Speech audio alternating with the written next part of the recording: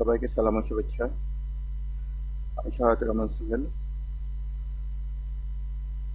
আমি আজকে অ্যাডোবি ইলাস্ট্রেটরের একটি গুরুত্বপূর্ণ বিষয়ে ভিডিও করছি।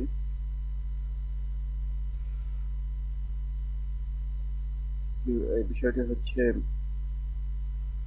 কোনো একটি অ্যাডভান্স ভার্সন থেকে পূর্ববর্তী ভার্সনগুলিতে কিভাবে ফাইল সেভ করা যায়। অনেক সময় দেখা যায় যে বায়ার পূর্ববর্তী ভার্সন যাচ্ছে, যারা ফ্রিল্যান্সিং করে তাদের জন্য এটা গুরুত্বপূর্ণ। অনেক সময় দেখা যায় যে বায়ার পূর্ববর্তী ভার্সনে সেভ যাচ্ছে, অনেকে সমস্যায় ভোগে।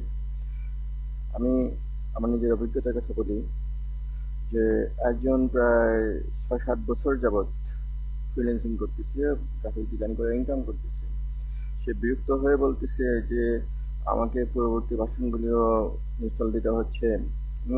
বিভিন্ন সময় বিভিন্ন ভার্সনে সেভ চায় বায়াররা।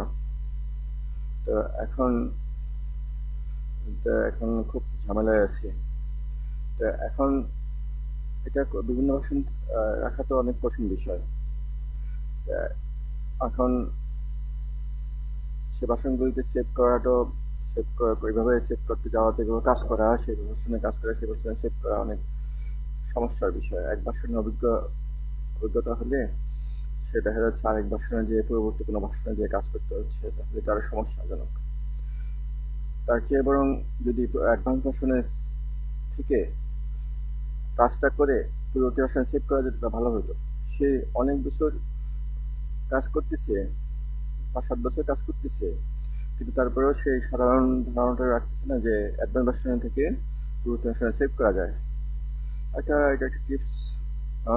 হয়তো তার জানা নাই ডিজাইন ভালো পারে, সে শুধু কাজ করতেছে, অনেক ঝামেলা করে তার কাজ বায়ারকে বোঝাই দিচ্ছে। তা আমরা সহজেই সে বিষয়টা জেনে নেব। যে মনে করেন এই যে সিডি এস এর এই ফাইলটি আমরা সেভ করে দেব পরবর্তী ভার্সনে। সেভে ক্লিক করলাম, সেভে নাম দিয়ে সেভ করলাম, পেস্ট। এখন এখানে একটা ডায়লগ বক্স আসবে। এই ডায়লগ বক্স এসে দেখেন ভার্সন লেখা, ভার্সন সিসি। এটা আমি পূর্ববর্তী ভার্সনগুলো আছে CS6, CS5, CS4, CS3, 10, Illustrator 10 আছে, 9 আছে, 8 আছে, 3 আছে। CS3 তে চাইলো, ধরুন আমাদের বায়ার চাইলো ইলাস্ট্রেটর CS3 তে সেভ করে দিতে হবে। তখন আমি এটা CS3 সিলেকশন করে করলাম। Saving legacy format may catch some changes your text layout and disable the same editing feature when the document is read back in. Do you want to continue? Okay. এই ফাইলটা যদি পরবর্তী ভার্সনে save করে কোনো সমস্যা না হয়, তাহলে কাজটা হয়ে গেল। যদি সমস্যা হয় তাহলে তো কাজ পরবর্তী ভার্সনে করতে হবে। তাহলে আমরা একটা সহজ একটা পদ্ধতি জেনে নিলাম।